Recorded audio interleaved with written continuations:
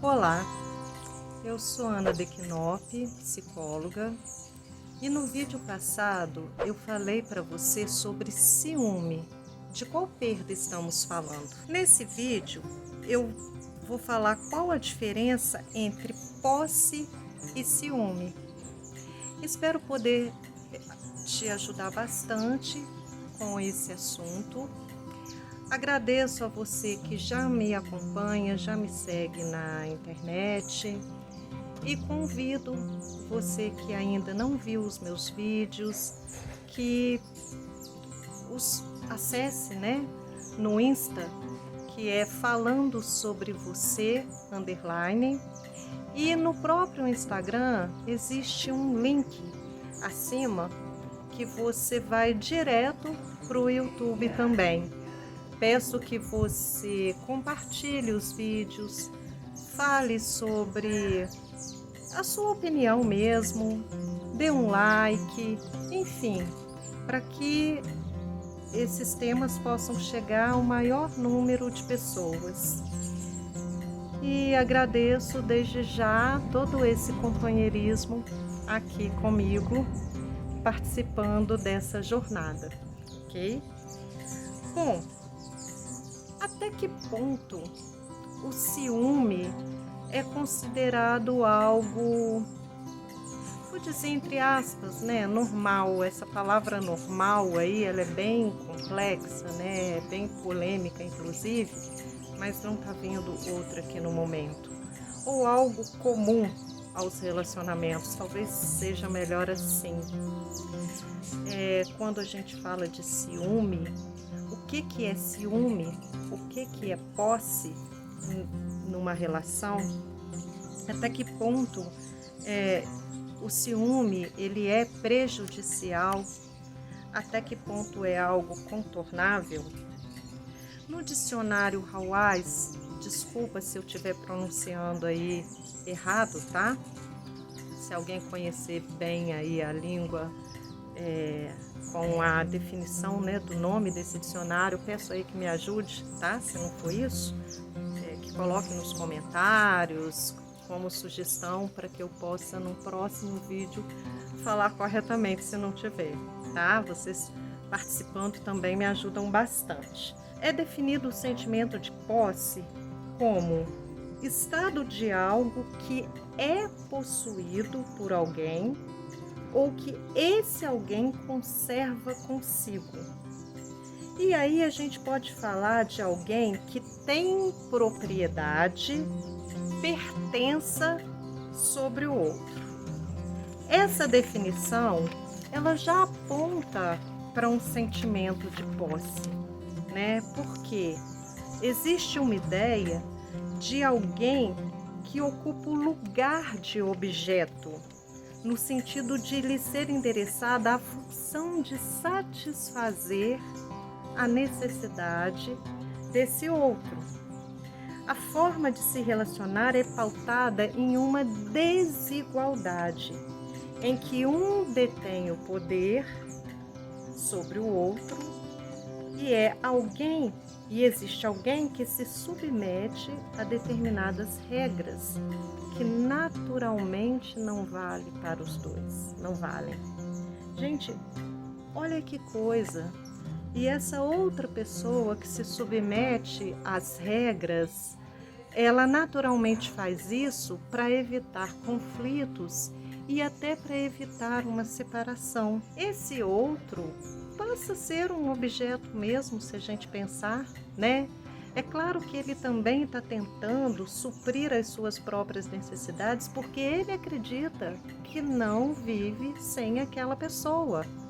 Então, para que ele consiga que essa pessoa esteja ali suprindo as suas necessidades, ele ou ela, essa pessoa acredita que tenha que ficar nessa relação satisfazendo o tempo todo a essa outra que impõe regras, que fica com o poder nas mãos para que a relação continue. Só que tem uma situação que essa pessoa que se submete não percebe, que é quando esse outro né, em algum momento se exclui da relação ou não permanece mantendo essa dinâmica em que essa que se submete se sente no centro, ela também fica muito insatisfeita.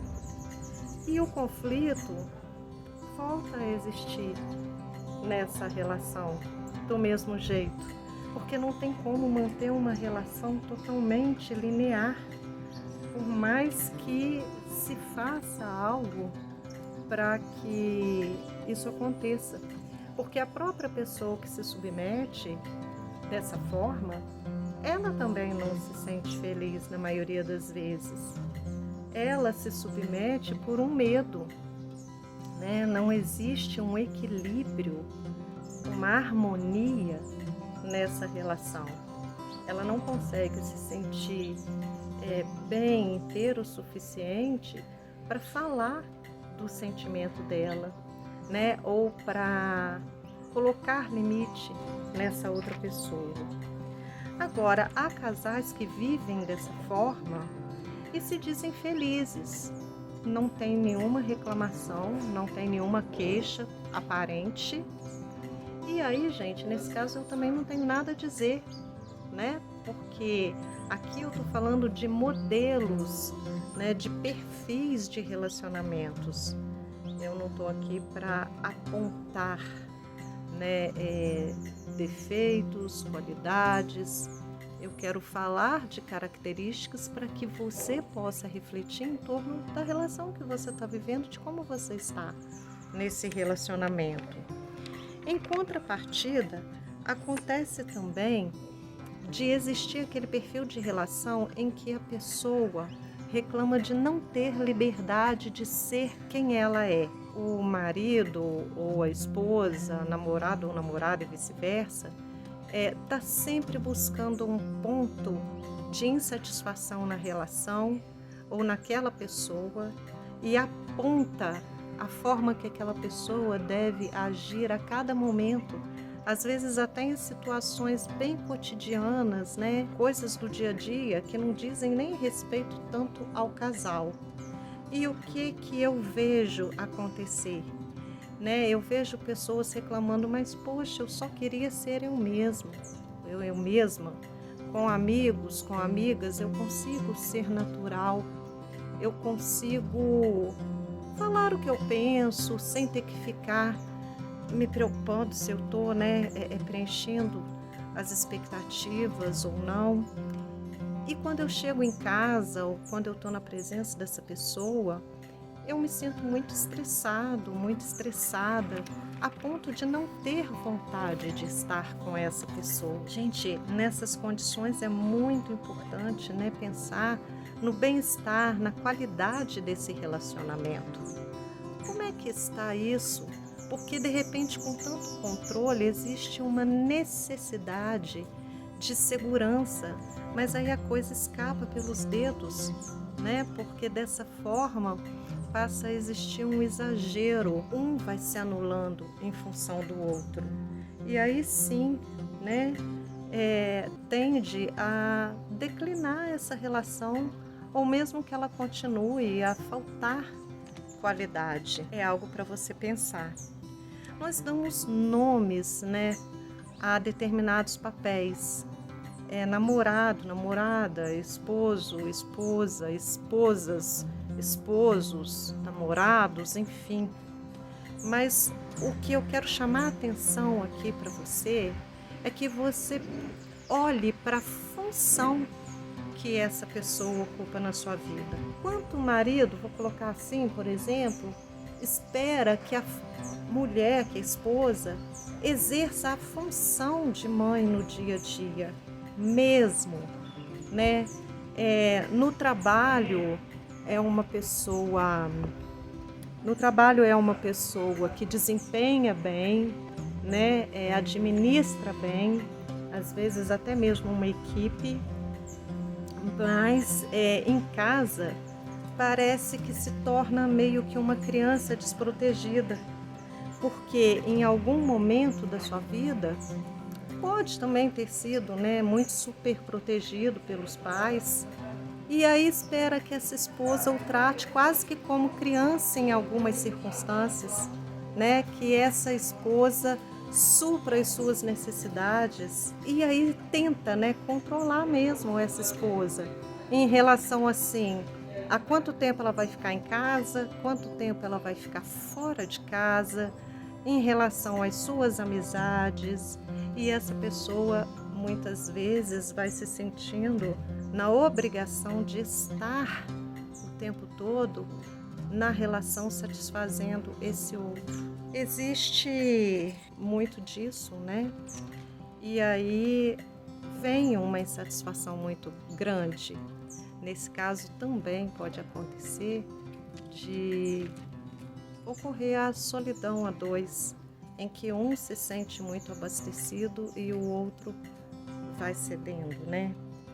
Em muitos casos também existe a relação em que aconteça essa dinâmica que eu acabei de descrever para você, mas essa esposa prefere ficar com essa sensação de proteção por permanecer nesse relacionamento. E aí vira um jogo meio que de interesse, sim, mas como se fosse um tripé que não parasse, né?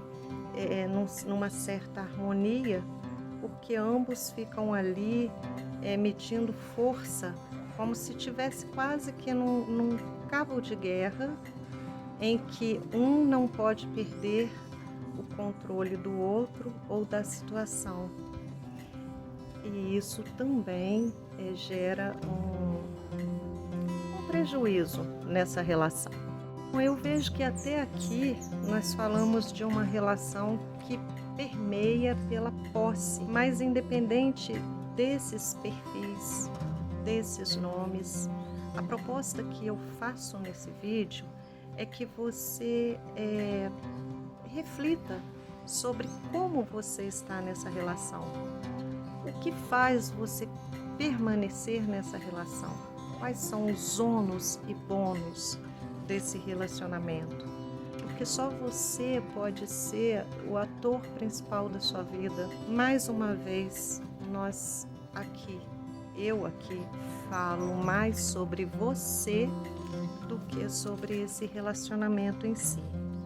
O último perfil que eu vejo que pode prevalecer mais o ciúme é aquela relação simétrica, em que as pessoas, o casal, se preocupa com o bem-estar da relação, com os projetos comuns, podem sonhar juntos, mas não existe esse controle na relação, em que um fica o tempo todo tentando manipular de alguma forma, tá? Manipular é forte, né, gente? Mas assim, tentando ter o bastão da relação, né? Agora tá com quem? O que eu quero dizer com isso? Existe, de algum modo, um respeito às diferenças, né? Existe aqui um acordo que envolve interesses comuns, em que as pessoas se respeitam mais nas suas individualidades. Os conflitos existem, é claro, em qualquer relação isso existe, acontece, mas acontece também o desejo de estarem juntos. E quando estão juntos e passam por problemas, ambos cooperam e procuram ouvir o outro para que a resolução do conflito seja mais harmônica possível, sem um anular o outro, né? Então, eu venho aqui te dizer, com esse vídeo, avalie a sua relação, perceba, né, se você quer mudar algo, se ela está te atendendo, se a sua qualidade de vida está satisfatória, se você está bem com você mesmo. E se você precisar de alguma ajuda que só refletindo para você ainda é algo muito difícil de promover o crescimento que você deseja, aí Talvez sim, talvez seja importante você buscar uma psicoterapia, buscar alguma forma de tratamento para que você possa ficar mais inteiro ou inteira com você mesmo. Se você gostou, se eu te ajudei de algum modo, por favor, se inscreva no canal do YouTube, dê um like, se manifeste no Instagram, tá? Mais uma vez eu também te falo que é uma alegria grande estar aqui com você e estou aqui com o objetivo de te ajudar numa reflexão e com todo o respeito que eu falo sobre todas essas diferenças, ok? Um abraço, tchau, tchau.